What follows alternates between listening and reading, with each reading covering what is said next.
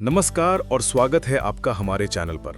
आज हम एक ऐसे अस्त्र के बारे में बात करने जा रहे हैं जिसका नाम सुनते ही बड़े बड़े योद्धाओं के पसीने छूट जाते थे। भगवान विष्णु का अजेय अस्त्र नारायणास्त्र। आपने महाभारत के युद्ध में इसके प्रभाव के बारे में सुना होगा, लेकिन क्या अब जानते हैं कि ये अस्त्र इतना शक्तिशाली क्यों था, इसकी उत्पत्ति कैसे हुई और इसके नियम क्या थे? आज हम इन्हीं सब रहस्यों पर से पर्दा उठाएंगे। नारायणास्त्र, जैसा कि नाम से ही स्पष्ट है, भगवान नारायण यानी भगवान विष्णु का निजी अस्त्र है। ये कोई सामान्य बाण या मिसाइल नहीं था, बल्कि एक दिव्य और चेतन ऊर्जा का पुंज था। पौराणिक ग्रंथों के अनुसार ये अस्त्र सीधे भगवान विष्णु की शक्ति से संचालित होता था। इसका प्रयोग केवल विशेष परिस्थितियों में ही किया जा सकता था और इसके कुछ कठोर नियम भी थे। नारायणास्त्र का उल्लेख मुख्य रूप से महाभारत के द्रोण पर्व में मिलता है। नारायणास्त्र की उत्पत्ति के बारे में कई कथाएं प्रचलित हैं। एक मान्यता के अनुसार भगवान विष्णु ने इसे स्वयं ब्रह्मा जी को दिया था और फिर ब्रह्मा जी ने इसे अपने विश्वसनीय देवताओं और ऋषियों को सौंपा। इस अस्त्र की सबसे बड़ी विशेषता ये थी कि ये अपने शत्रु की शक्ति और संख्या के अनुसार अपने ऊर्जा को बढ़ा लेता था। जितने अधिक शत्रु, उतनी ही प्रचंड इसकी मारक क्षमता। ये अस्त्र एक साथ लाखों शत्रुओं का संहार करने में सक्षम था। लेकिन इसकी सबसे खास बात यह थी कि इसे एक बार प्रयोग करने के बाद दोबारा उसी युद्ध में प्रयोग नहीं किया जा सकता था। यह एक ऐसा नियम था जिसे तोड़ने का मतलब स्वयं भगवान विष्णु को चुनौती देना था। महाभारत के युद्ध में नारायणास्त्र का प्रयोग एक महत्वपूर्ण मोड़ था। कौरवों की ओर से द्रोणाचार्य के पुत्र अश्वत्थामा ने इसका प्रयोग पांडवों की सेना पर किया था। जब अश्वत्थामा ने नारायणास्त्र का आह्वान किया तो आकाश से हजारों बाण, गदा, चक्र और अन्य दिव्यास्त्र बरसने लगे। पांडवों की सेना में हाहाकार मच गया।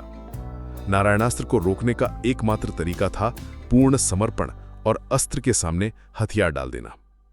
भगवान कृष्ण ने तुरंत पांडवों और उनकी सेना को आदेश दिया कि वे अपने हथियार डाल दें, रथों से उतर जाएं और नारायणास्त्र के सामने पूर्ण समर्पण कर दें। उन्होंने समझाया कि जो इस अस्त्र के सामने खड़े होने की कोशिश करेगा वो मारा जाएगा। पांडवों ने कृष्ण की बात मानी और अपने हथियार नीचे रख दिए। नारायणास्त्र उनके ऊपर से गुजर गया और उन्हें कोई क्षति नहीं हुई। लेकिन जिन सैनिकों ने विरोध किया वे सभी मारे गए।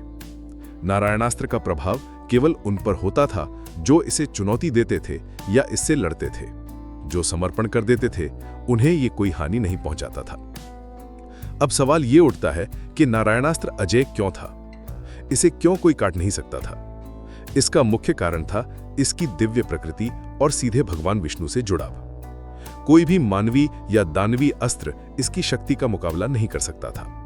यह केवल एक ही तरीके से शांत हो सकता था यदि इसका प्रयोग करने वाला व्यक्ति इसे वापस बुला ले, जो कि महाभारत में संभव नहीं था क्योंकि अश्वत्थामा क्रोधित थे। नारायणास्त्र को किसी भी प्रतिअस्त्र से रोका नहीं जा सकता था। दूसरा कारण था इसका समर्पण का नियम। यह दिखाता है कि सर्वोच्च शक्ति के सामने विनम्रता और समर्पण ही विजय का मार्ग है, न कि बल का प्रदर्शन। तो नारायणास्त्र की कहानी हमें क्या सिखाती है? यह हमें बताती है कि शक्ति का सही प्रयोग क्या है और कैसे अत्यधिक बल के सामने भी विनम्रता और विवेक ही काम आता है। यह हमें यह भी याद दिलाता है कि ब्रह्मांड में ऐसी कई शक्तियां हैं जिन्हें हम पूरी तरह से नहीं समझते हैं और जिनके नियम हमारे मानवीय नियमों से परे हैं। आशा है आपको नारायणास्त्र के बारे में ये जानकारी पसंद आई होगी। अगर आपके कोई सवाल या सुझाव है तो कृपया नीचे कमेंट बॉक्स में बताएं। हमारे चैनल को सब्सक्राइब करना ना भूलें और इस वीडियो को लाइक और शेयर करें। धन्यवाद और मिलते हैं अगले वीडियो में।